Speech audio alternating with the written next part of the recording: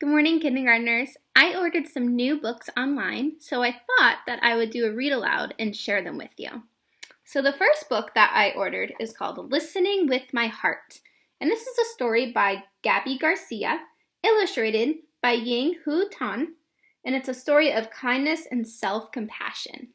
And this little girl's name is Esperanza, and we're going to follow her on a little adventure. It's called Listening with My Heart.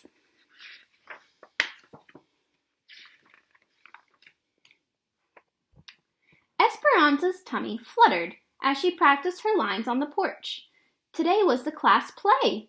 Waiting for Mama to walk with her to school, she paced back and forth when she spotted a heart-shaped rock. Esperanza picked it up and showed it to Mama as soon as she stepped outside. "I see you found a little treasure," said Mama. Esperanza rubbed its tough surface and felt a twinkle of joy. "Maybe it's a sign." "For what?" asked Mama.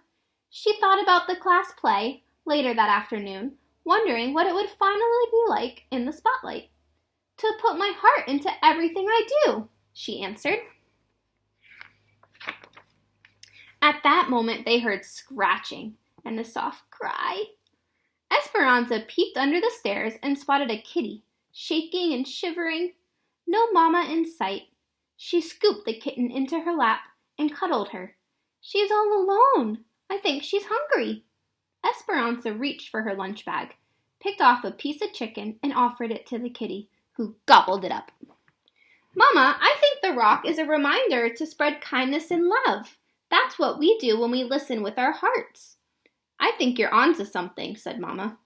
"Can we keep Cleopatra?" "Please?" asked Esperanza, who's already named the kitty. "Queens are always welcome at our house," said Mama. "If she's still here after school, we'll take her home." At school, Esperanza was more focused on the play than on her math or reading. Clutching her script during recess, she noticed Bayo sitting alone on a bench. He was new in school this week and didn't speak much English.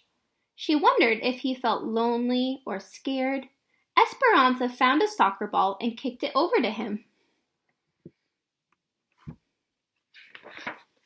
A smile spread across Bayo's face. He stood, popped the ball in the air, then bounced it between his knees and his head a few times. "Dude's got moves," thought Esperanza. They spent recess giggling and making up hand signals. Afterwards, Esperanza borrowed Mrs. Owen's English Vietnamese dictionary. She wrote "friend" in Vietnamese, drew a picture of Bayo and her, and then put it on his desk. Esperanza rubbed the rock in her pocket. Listening with her heart made her feel peaceful inside. So here's the little letter she wrote him, and that says, "Friends." Finally, it was time for the performance. It was too late for Bayo to be in the play, but he stood at Miss Owen's side as a stagehand. He was over here. Excitement bubbled as Esperanza awaited her cue. Esperanza walked on stage, tripped as soon as she was about to say her first line, and splattered across the stage. Then she got up. She forgot her lines, so Mrs. Owen whispered them to her from stage. Heat rushed through Esperanza's body as all eyes were glued to her. She wished she could disappear. "I ruined the play," thought Esperanza, running off stage as soon as she'd finished her part. "I messed up in front of everyone." She tucked herself in behind some props so no one could see her. Esperanza noticed her body shaking and her face still burning. She took a deep breath and dug the rock out of her pocket. It was cracked and lopsided, just how she felt. Esperanza touched her hand to her heart and felt the disappointment. Bayo found Esperanza a few minutes later and handed her a drawing with the word "friend" written above it. Esperanza nodded. She hadn't been treating herself like a friend. Esperanza realized this wasn't the first time she'd been unkind to herself. At the soccer game last weekend, she missed the ball that swooshed by her head and they lost the game. "Nice work," a player from the other team yelled as the others laughed.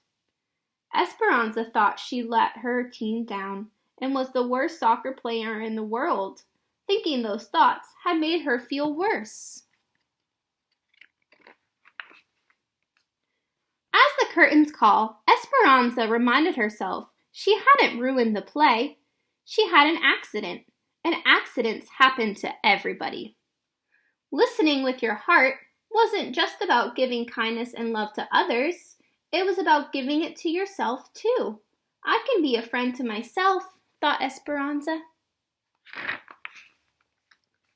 When Esperanza got home, she focused on her favorite things. She zipped down the hill on her bike, then spent the afternoon painting at the kitchen table. She also got the hug she needed from Mama and some cuddles from Cleopatra.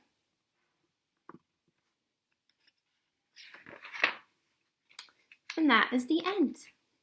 I hope you enjoyed this story, and I hope you think about what it means to treat yourself as a friend. Have a great day.